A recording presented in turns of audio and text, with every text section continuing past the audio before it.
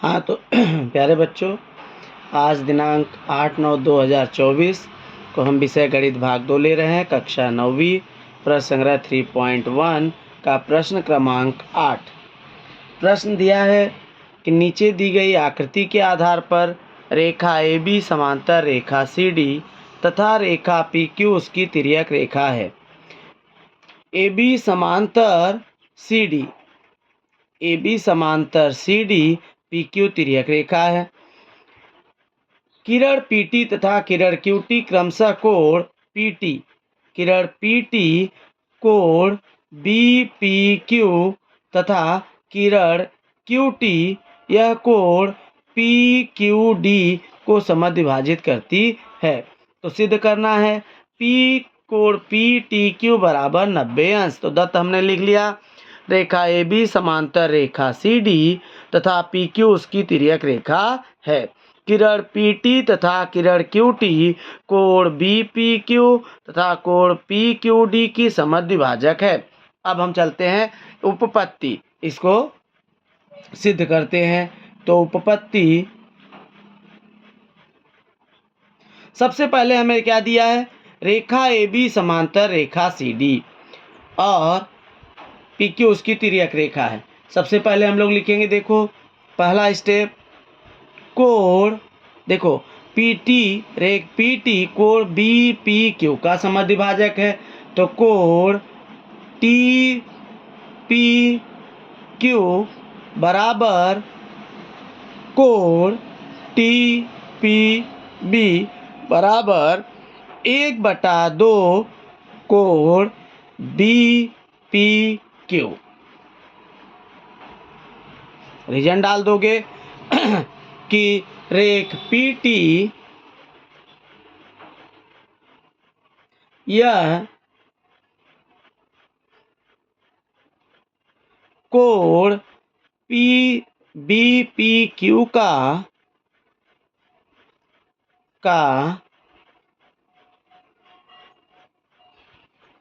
समद्विभाजित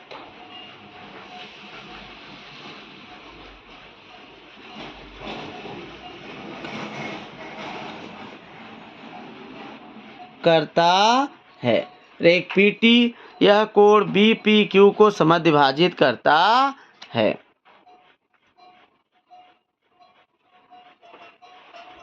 यह हमारा हो गया पहला।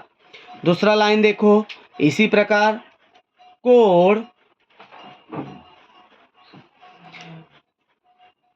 PQTQP बराबर कोण TQD कोण TQP बराबर कोण TQD बराबर 1/2 कोण PQD।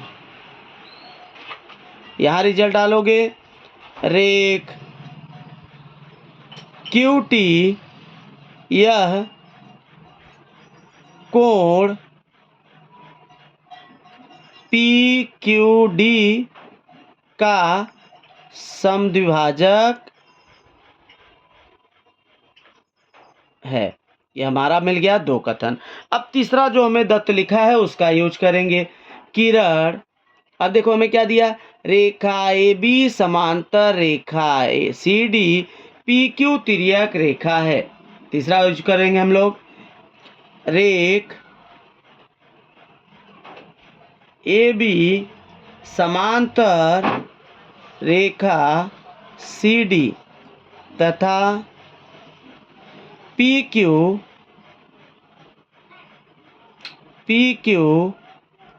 तिर्यक रेखा है। अब हम इसका यूज करेंगे, ये हमें दिया है दत्त। इससे हमें क्या मिलेगा, कोण BPQ प्लस कोण PQD बराबर 180 अंश।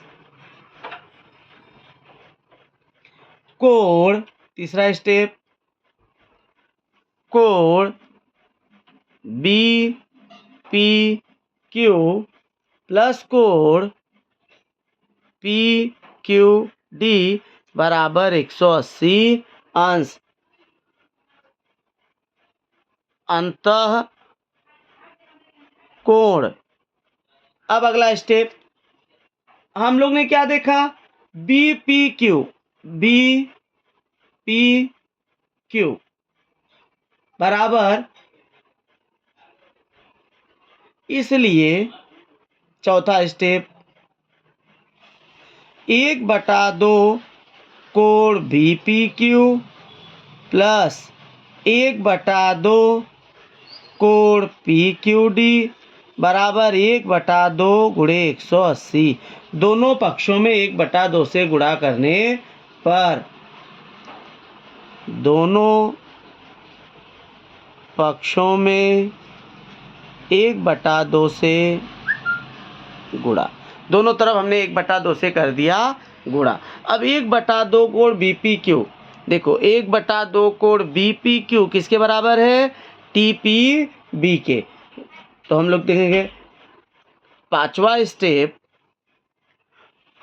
कोण टी पी क्यू प्लस कोण टी पी क्यू प्लस कोण 1/2 पी क्यू डी, 1/2 कोण पी क्यू डी बराबर टी क्यू पी, कोण टी क्यू पी बराबर 90 अंश। इनको हमने काट दिया, 2 1 कम, 2 9 18, 2 0 0, 90 हो गया। अब हमारा ये आ गया कथन 1 2 तथा 4 से, 1 2 और 4 से। अब ये मिल गया, पांचवा कथन हो गया। अब छठवां हम लोग देखो क्या करेंगे आगे, दोनों त्रिभुजों को जोड़, एक त्रिभुज देखो, त्रिभुज टी पी क्यू टी में, त्रिभुज पी टी क्यू में, त्रिभुज पी टी क्यू में।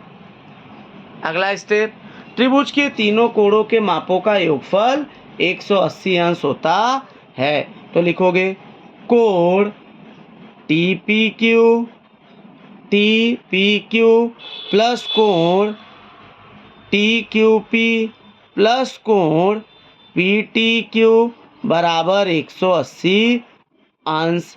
रीजन डाल देंगे, त्रिभुज के तीनों कोणों के मापों का योगफल, त्रिभुज के तीनों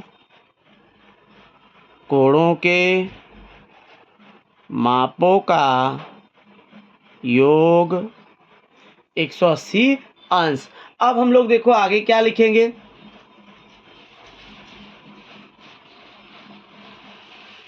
होता है। अब हमें पता है कि T P Q plus T Q P बराबर 90 अंश। तो यहाँ हमारा यह हो गया छठवां स्टेप। सातवां लिख दोगे कि कोण 90 अंश प्लस कोण टी क्यू पी बराबर पी टी क्यू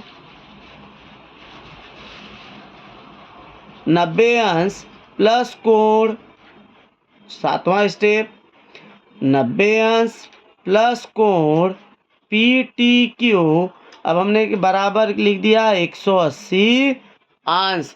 हमें क्या मिला, रीजन डाल दोगे, कोण टी पी क्यू प्लस कोण टी पी क्यू प्लस कोण टी क्यू पी बराबर 90 अंश। अब ये देखिए आठवां स्टेप हो जाएगा हमारा कि कोण पी टी क्यू बराबर 180 माइनस 90। तो नौवां स्टेप मिल गया, कोण पी टी क्यू बराबर 90 अंश। जो हमें चाहिए था वो हमारा उत्तर मिल गया। तो हमारा ये हो गया माप कोण हल। तो आंसर लिखोगे माप कोण पी टी क्यू बराबर 90 अंश। सिद्ध हो गया हमारा आंसर। तो देखो प्रश्न नंबर 9वां, नीचे दी गई आकृति के आधार पर कोण ए, कोण बी तथा कोण सी के मान ज्ञात कीजिए। जिसमें हमें त्रिभुज का नाम नहीं दिया है, तो तब अगर हम चाहें तो सीधे सीधे हल कर सकते हैं। और चाहे तो नाम देके, नाम देंगे तो थोड़ा बड़ा हो जाएगा, इसलिए हम लोग सीधे सीधे हल करेंगे। सबसे पहले देखो क्या लिखना है, कोण बी दिया है और कोण सी भी दिया है, तो सबसे पहला स्टेप हम लोग लिख देंगे। देखिए पहला, कोण बी बराबर 70 अंश। इसको देखिए दोनों सेम है, क्यों? क्योंकि ये दोनों क्या है, एक दूसरे के अपोजिट। इंग्लिश में अपोजिट एंगल बोलते हैं, हिंदी में बोलते हैं शीर्षाभिमुख कोण। कोण, शीर्षाभिमुख कोण से ये दोनों क्या हो गए, बराबर हो गए। अब हम दूसरा चलते हैं। देखो दूसरा स्टेप होगा कोण सी। कोण सी, तो कोण सी प्लस 100 अंश बराबर 180 अंश। इसको देखो ये दोनों मिलके अर्धवृत्त बन गए, सरल कोण, जिसको रैखिक युगल कोण। क्या हो गया, रैखिक युगल कोण, रैखिक युगल कोण। अब ये भी हमारा हो गया, दूसरा भी। अब हम चलते हैं तीसरा लाइन। देखो अब त्रिभुज ले लेते हैं, पूरा त्रिभुज, इसलिए तीसरा स्टेप लिखेंगे क्या हमें, दो। अब कोण सी बराबर 180 माइनस 100, तो कोण सी हमारा क्या आ गया, कोण सी बराबर 80 अंश। दो हमारा मिल गया। अब तीसरे के लिए देखो क्या करेंगे, तीसरा कोण ए प्लस कोण बी प्लस कोण सी बराबर 180 अंश। त्रिभुज के तीनों अंतः कोणों के मापों का योगफल 180 अंश होता है। तो ये हमारा मिल गया। अब अगला स्टेप देखो, जिसका जिसका वैल्यू मालूम है, जिसका जिसका मान हमें पता है, वो मान हम रख देते हैं। तो चौथा स्टेप देखो, कोण ए हमें नहीं पता, ऐसे रहने दो। कोण बी हमने कितना निकाला, 70 अंश। 70 अंश प्लस कोण सी हमने कितना निकाला, 80 अंश बराबर 180 अंश। यहाँ लिख दो, कोण बी बराबर 70 अंश, कोण सी बराबर 80 अंश। अब इन दोनों को हम जोड़ देंगे, तो कोण ए प्लस 8 7 15 150 अंश बराबर 180। कोण ए बराबर 180 माइनस, यहाँ प्लस था उस तरफ गया तो माइनस हो गया, 150। तो कोण ए बराबर 0 में से 0 गया 0, 8 में से 5 गया 3, 1 में से 1 गया 0। कोण ए का मान हमारा क्या आ गया, 30 अंश। तो हमारे तीनों उत्तर मिल गए, इसलिए लिखोगे आंसर कोण ए बराबर 30 अंश, कोण बी बराबर 70 अंश और कोण सी बराबर 80 अंश। अब इस प्रकार से हमारे तीनों उत्तर मिल गया, तो हो गया हमारा ये आंसर। अगला प्रश्न देख, तो प्रश्न क्रमांक 10, नीचे दी गई आकृति के आधार पर रेख DE समांतर रेख है GF है।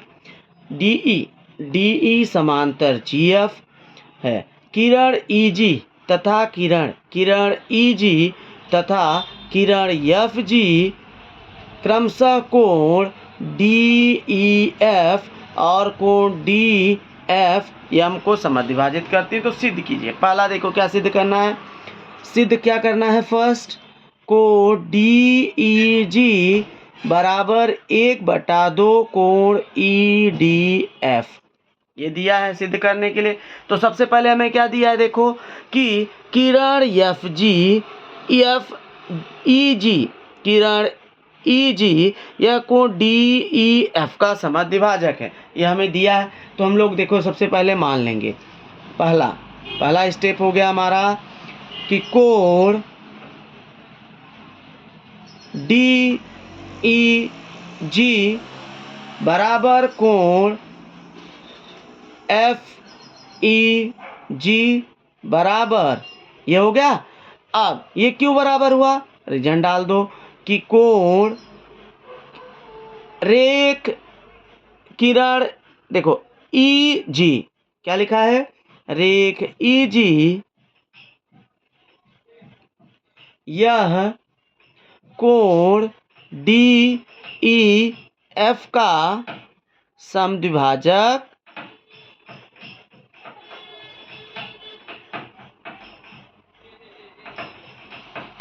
है, समद्विभाजक है। मिल गया। अब इसी को हम लिख देंगे, इसलिए माना कोण डी ई जी बराबर कोण एफ ई जी बराबर यक्स अंश। इसको हमने मान लिया कि कोण डी ई जी बराबर कोण एफ ई जी बराबर यक्स अंश। इसी प्रकार सेकेंड स्टेप हमने ले लिया डायरेक्ट। अब इसको लिख देंगे, देखो कि किरण एफ जी को डी एफ एम का समद्विभाजक है, तो लिख देंगे को डी एफ जी बराबर कोण जी एफ एम बराबर वाई अंश। ये भी लिख देंगे रेख एफ जी यह कोण डी एफ एम का समद्विभाजक है।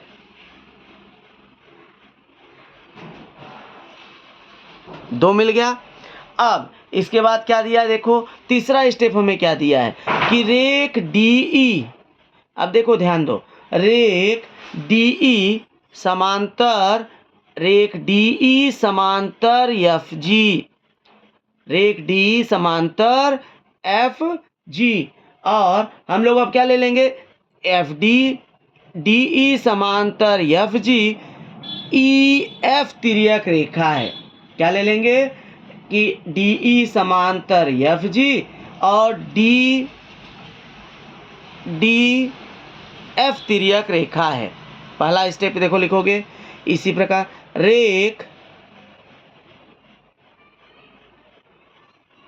डीई हमें देखो दिया है, रेख डीई समांतर रेख डीई समांतर रेख जीएफ तथा डीएफ तिर्यक रेखा है।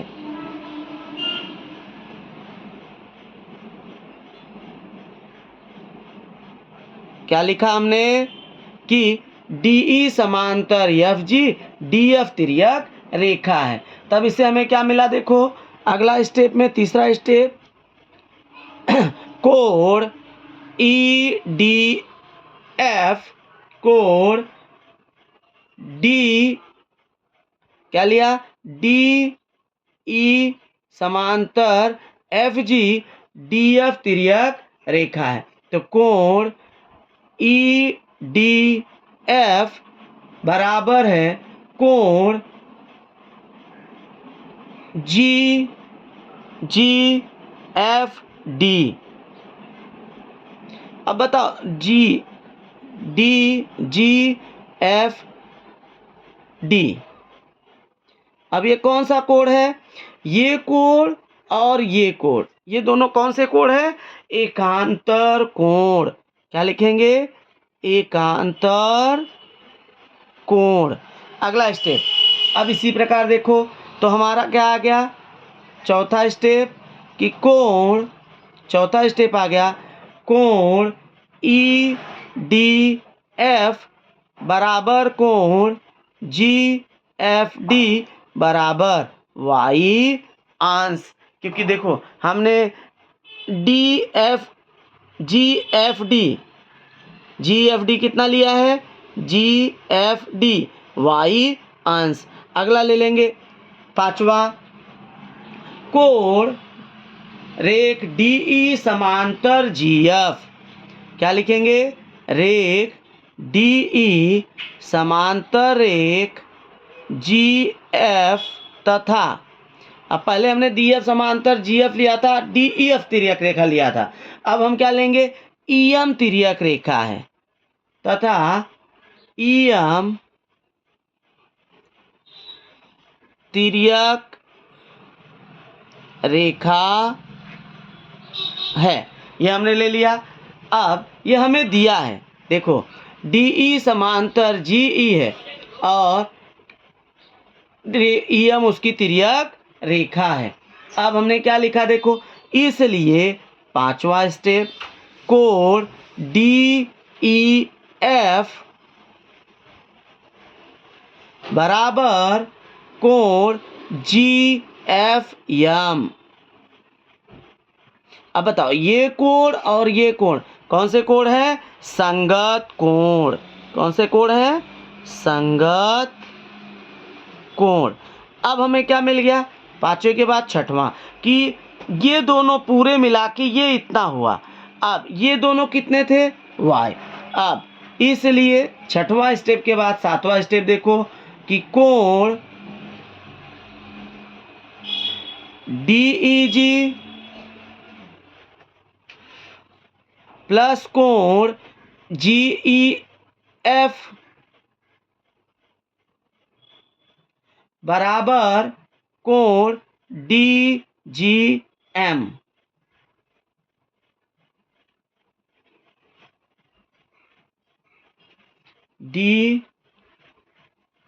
DEG प्लस FEG बराबर कोण DEM। ये हो गया। अब इसको हमने क्या लिखा? कोण का योग।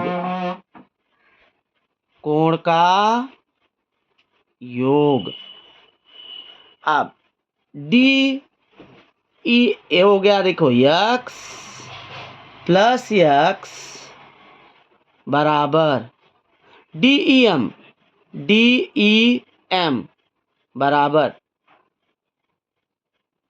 कोण DEM।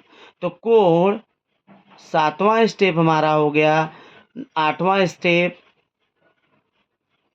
2x बराबर कोण DEM बराबर कोण DEF या DEM। अब DEM किसके बराबर है? GFM के। कोण GFM कथन 5 और 7 से। अब DEM हो गया, तो 2x बराबर हमारा हो गया y अंश। यहां लिख दोगे कोण DGFM बराबर y अंश। तो x बराबर y बटा 2। x का वैल्यू क्या हो गया? y बटा 2। इसलिए 9वां स्टेप लिख दो डायरेक्ट कि x का वैल्यू किसका है? DEG को DEG। और y किसका वैल्यू है? कोण EDF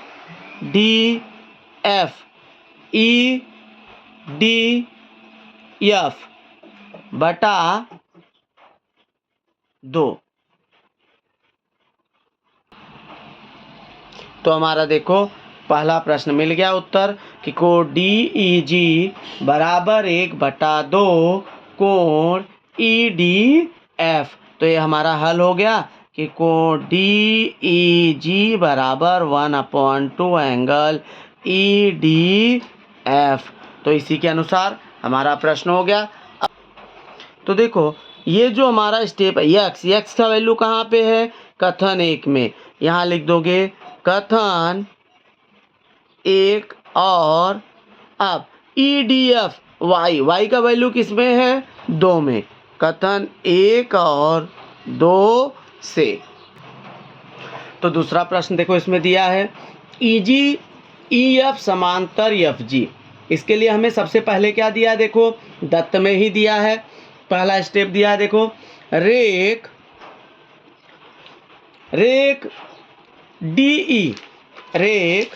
DE रेख DE समांतर रेख FG तथा GE तिर्यक रेखा है। GE तिर्यक, DE समांतर FG, DE तिर्यक रेखा है। तो उसको हम सबसे पहले लिख लेते हैं। रेख DE समांतर रेख GF और GE तिर्यक रेखा है। ये हमने लिख लिया। अब इसके बाद देखो इससे हमें क्या मिला, ये लिखा है। अब इससे हमें क्या मिलेगा, पहला स्टेप देखो, इसलिए जब DE समांतर GE GF DE समांतर FG GE तिर्यक रेखा है, तो हमें क्या मिलेगा, DEG सर्वांग समकोण FGE। क्या मिला, कोण DEG सर्वांग समकोण FGE। अब ये दोनों कोण देखो, ये कोण और ये कोण दोनों क्या है, एकांतर कोण। क्या है, एकांतर कोण। ये हमारा है अगला स्टेप, यानी कि 10वां स्टेप हमारा ये हो गया। अब 11वें स्टेप में हमें क्या मिलेगा, देखो कोण DEG बराबर हमने क्या माना था, x अंश। क्या लिखोगे ये 11वां स्टेप, रीजन डाल दोगे, कथन 1 FGE, 1 से FGDEG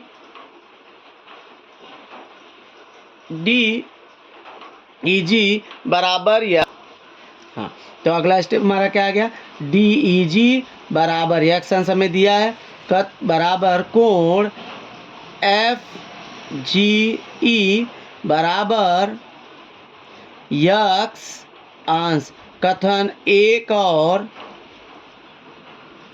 10 से। ये हमारा मिल गया कथन 1 और 10 से। अब ले लो हम लोग, देखो क्या करेंगे, त्रिभुज FEG में, अब इसमें देखो ये भी मिल गया, ये भी मिल गया है।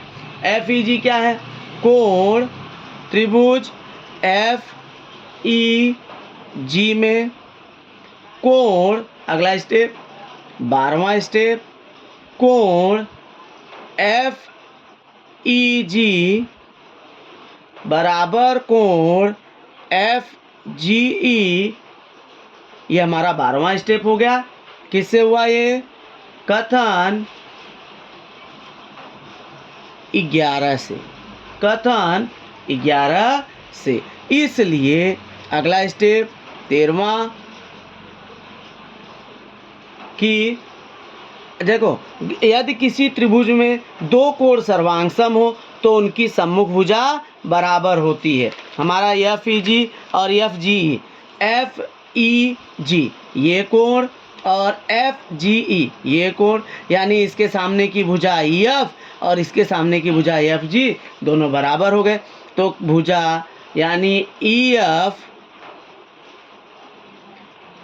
बराबर हो गया भुजा EF सर्वांगसम भुजा FG। समद्विबाहु त्रिभुज प्रमेय, समद्विबाहु त्रिभुज प्रमेय से ये मिल गया। अगला स्टेप हो गया 13वां, इसके लिए EF बराबर FG सिद्ध हुआ, EF बराबर FG सिद्ध हुआ। तो हमारा दोनों कथन संपूर्ण हुआ। इस प्रकार से एक्सरसाइज 3.1 कंप्लीट हुआ। अगले वीडियो में हम डालेंगे एक्सरसाइज 3.2।